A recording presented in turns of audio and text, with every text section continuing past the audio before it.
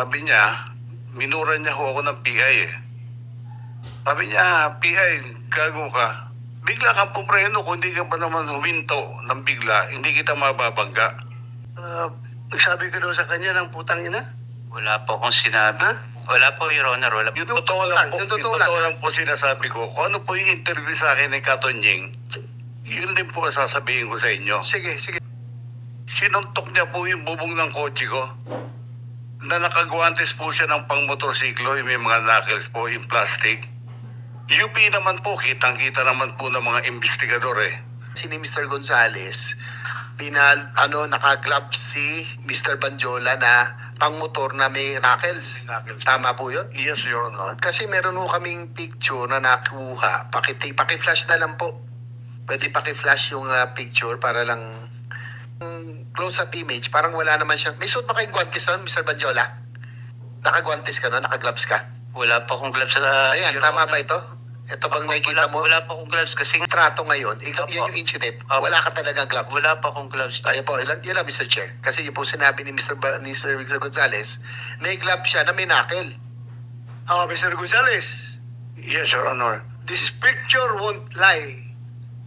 Wala siyang suot na gloves. Ngayon, ikaw pa gumagawa ng istorya, nasuot-suot niya glove na Opo. may hard knuckles. Tingnan mo, nakita mo. Tingnan mo.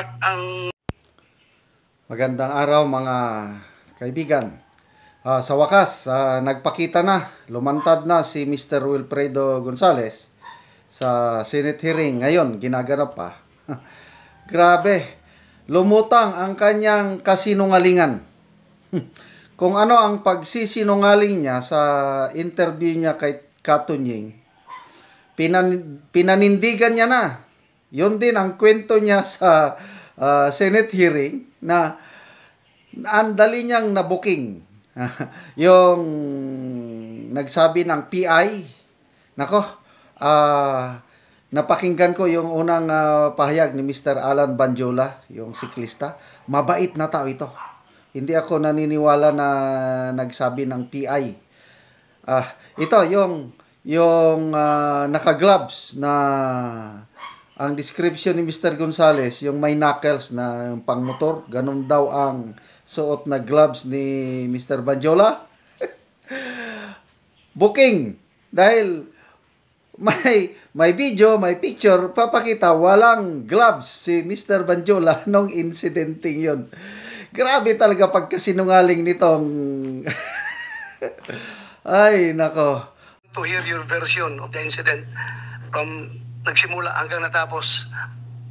Ikaw Okay the po. floor. Your Honor. Ilapit mo yung kwan mo.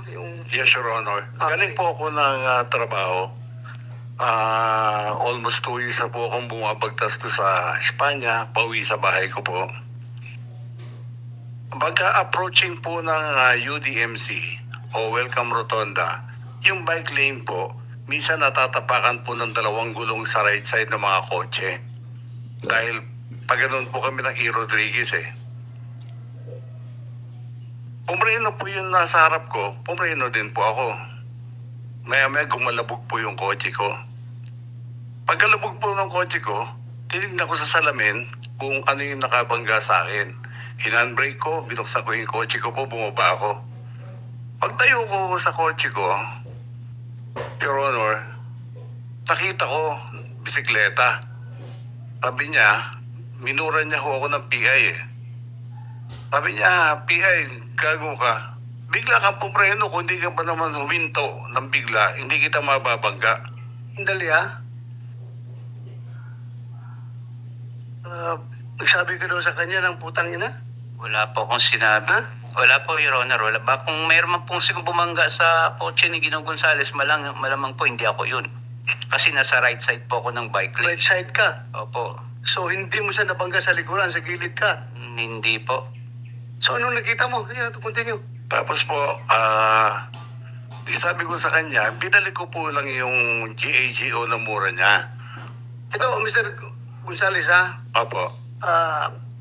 I want to inform you that pag nagsinungaling ka dito, Ay, hindi sa po. hearing na ito, you Apo. can be cited in contempt, but pwede kita ipakulong sa baba. Opo. Magsabi ka ng totoo, ha? Naintindihan ko po yun, Your Honor. Sabi ka ng totoo, huwag kang mag-imbento ng istorya dito dahil kung ikaw dismiss na pulis, ako retirado akong pulis, hindi tayo pwede magbubulahan dito, ha? Yes, Your Honor. Hindi po, Tayo, hindi po, yung yung totoo lang po, yung yung totoo totoo lang. lang po sinasabi ko. Kung ano po yung interview sa akin ni Katonying, yun din po ang sasabihin ko sa inyo. Sige, continue. Yung po, ang nagpainit ng ulo ko, dahil nung pagbalik ko sa kanya nung mura, habang nakatayo ako, ang ginawa niya ho, sinuntok niya po yung bubong ng kotse ko, na nakagwantes po siya ng pang motorsiklo, yung may mga knuckles po, yung plastic. UP naman po, kitang-kita naman po ng mga investigador eh. Sabi niya sa akin, Investigador, sino investigador dyan nakakita ng UP na sinuntok ng kuwan? Nakita mo?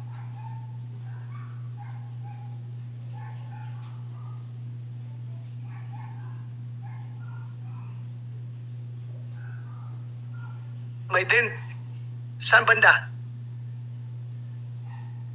Take your name and ano. Nagano ka na ba? Nag-swear ka na? Okay. Paano nga? Police Staff Sergeant Peralta po, Your Honor. Sige. Pan Speed investigador ka ng traffic po. traffic. Pan inspection po nung sasakyan na meron po siya sa bandang roof po nung left side. Saan? Left side po. Left side. Ng roof po. Ng Roof. Sa bandang bubong. Left side ng roof. Apo. Anong dent doon? Nakita mo? May medyo gas-gas po, Your Honor. Gas-gas. Picture po ako. Abe, picture ka. Apo. Yung ba tinapik mo? Yung bubong ng kotse?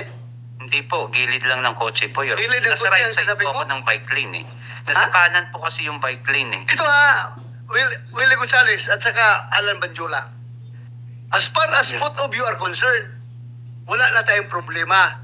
Kasi nagkarigluhan kayo, ha? Yes, Your Honor. Nagkarigluhan kayo. yes, Your Honor. Pero my God, please, huwag niyo gawing tanga itong committee na ito na magsisinungaling kayo dito. Yes, sir. Otherwise, may consequence yung pagsisinungaling ninyo, ha? Ayaw kong magsinungaling kayo. Opo, Your Honor. Please, Opo. please, ayaw ko mag-contempt ng isang, how old are you? 63, magsi-64 po, Your Honor. 60? 63 po, Your Honor. 63. Matanda ka na sa akin ng 2 years eh. Ako 61 ako eh. Oh, so ayaw ko mag-contempt ng Ang sinasabi ko lang, taong na may sakit. ang sinasabi, According to you, may sakit ka, ha? opo. Ang Kaya sinasabi, huwag ka magsinungaling, please. hindi po ako nagsisinungaling po. Sige. Ang sinasabi ko lang po, Your Honor, yung tunay po na pangyayari. Kasi biktima rin ako rito eh. Nawalan ako ng trabaho, na ano ko sa social media, mga anak ko, pamilya ko. Naku, hindi naman ako sinuntok yung kotse ko. Siguro yung bangga lang ko sa bumper ko, pagpapasensyahan ko na eh. So, do you confirm na merong Nung in-inspect ko po, Your Honor, may nakita lang po akong parang nakita ka? Meron po. Then, Hindi mo tinanong yung biker na ikaw bang gumano nito? tinanong ko po, Your Honor, ang inamin niya lang po, may parang tinapik siya. May tinapik siya. Apo. Hindi mo tinanong kung saan siya nagtapik. Investigador ka eh. Ano? Tinanong ko po, Your Honor. So, saan daw siya nagtapik? Doon naman daw po sa may bandang sa side po ng bike lane. Sa side ng bike. Bakit mo you took hook, line, and sinker yung sinabi niya na sa bubong, yung nang gasgas? Anong investigador ka eh?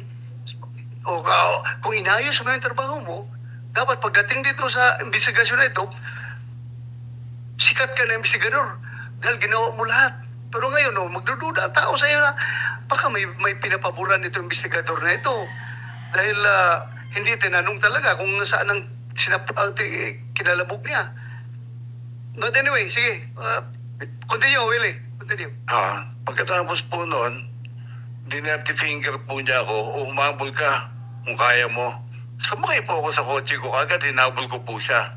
Upon reaching Welcome Rotonda, in the middle of the street po, going E-Road and going QA, may kotse po tumabi sa akin. Be sure ha, kay kung mayroong somebody independent from among you two can provide corroborating statement na mag-corroborate kay Alan Banjula, then you are liable to be cited for contempt, ha? Opo. Yes, Your Honor. I understand. Lying, ha? I understand, Your Honor. Kaya nga, inibitahan naman dito yung vlogger. Andiyan ba yung vlogger? Vlogger. Kasi apparently yung vlogger na yun ang nakakuha sa totoong pangyayari, kaya kayo sinusundan ng vlogger. Kung merong independent mong magkapagsabi, mag-corroborate sa kanya, then alam mo na. Mr. Chair? Your Honor. Yes. Sir, sorry for interrupting.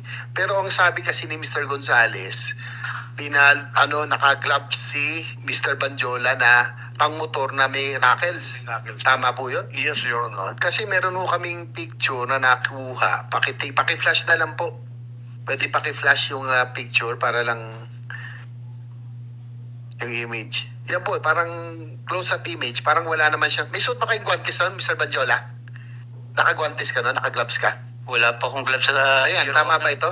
Ito bang nakikita mo? Wala pa akong gloves kasi nga nasira pa yung gloves ko. Oo nga po, itong nasa litrato ngayon, yan Opo. yung incident. Opo. Wala ka talagang gloves. Wala pa akong gloves. Ayun po, yun lang, Mr. Chair. Kasi yun po sinabi ni Mr. Gonzales, may glove siya na may knuckle. Mr. Gonzales, Yes, Your Honor. this picture won't lie. Wala siyang suot na gloves. Ngayon, ikaw pa gumagawa ng istorya, nasuot-suot niya glove na Opo. may hard knuckles. O, tingnan mo, nakita mo. Tingnan mo. Ang makakakita po niyan mismo, yung kanan po niyang kamay, nakagwantes po na makikita naman po ng mga pulis Yung kanang kamay, yung kanang kamay niya, wala ring gloves. Bare hands. Tinatanggal niya po nung nung dumating na po yung mobile. Kaya sabi ko nga, Siyempre nga tinatanggal, wala pang mobile yan, nagtututok, akma ka pang bubunot hindi, ang maganda pong kuha dyan, Your Honor, yung itinabi ko na, Please, silence muna, silence ha, huwag kayong maingay. Your Honor, nung itinabi na po namin yung bisikleta, yung mga pulis po dumating, makakapagpatunay na talaga pong totoo po sinasabi ko po, hindi po ako nagsisinungaling. Kaya nga, totoo sinasabi mo, pero totoo rin itong picture na ito, na nagsasabi na wala siyang gloves. Alam mo, Mr. Gonzales, kahit anong sabihin mo, ang tao na nanonood, sabihin nila na, dati kang pulis. Kaya naman kung palagi nalang sabi ng mga pulis sinungaling. Pulis ka, di ba? Pulis ako. Hindi po ako. Ayaw natin masira yung organisasyon natin at pag i-accuse tayo na sinungaling. Hindi po ako nagsisinungaling, Your Honor. Paano nga yan? How can you yung kaya ko nga i-describe po yung yung guantes niya. sige, describe mo. Kulay itim po, tapos meron po na bilog-bilog dito na plastic po, hard plastic. Yung kanan pong kamay niya. Kaya nga, wala mang yung kanang kamay mo lang daw, may suot na gloves na may hard plastic. Yung mga biker po, Your Honor, hindi nagsusuot ng gloves na hindi pantay yung dalawa po. Mr. Chair, meron din akong Yes, picture right, ng right. right hand niya. Wala talagang gloves Ito, papaplash ko namin dyan. Wala talaga siyang guantes. Nandito na sa cellphone ngayon. Your Honor, Dali lang, Mr. Gonzales, sandali lang. sige po. Very clear dito. Wala siyang hawak, wala siyang gloves talaga. Your Basta Honor, ako biker din ako. opo. Pag magsuot ka ng gloves na gano'n na may hard knuckles, tapos siklista ka, para kang gago. Gago ka. Gago. Magbisiklita ka tapos hard knuckles hindi mo magkailangan yan sa bisiklita. Pang motor yan. Your Honor, hindi po ako nagsisinungaling. May mga nakakita naman ng mga tao doon na baka ho nung bago ko siya abutan ay tinanggal niya na po dahil UP po talaga yung kotse ko po. Hindi po may UP yun, ng bare hands lang po, Your Honor. Pero kung ako pasuntukin mo sa kotse mo, Ay malakas. mas malaking UP yung kahit na birhans ko lang, na gano'n ko Yes yung po, kotse mo. naiintindihan ko po, Your Honor. Pero Sana, huwag tayong manufacture ng istorya dito, Mr. Gonzales, Kasi hindi po ako nagmamanufacture. regardless kung nasabi mo niya sa ibang forum na naniniwala sila, not in my committee.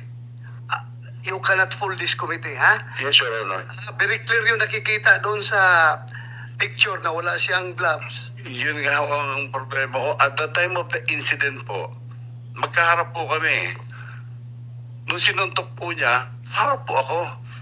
Malapit po ako sa kanya sa distansya niya. Kaya kitang-kita ko po, naka-gloves po siya.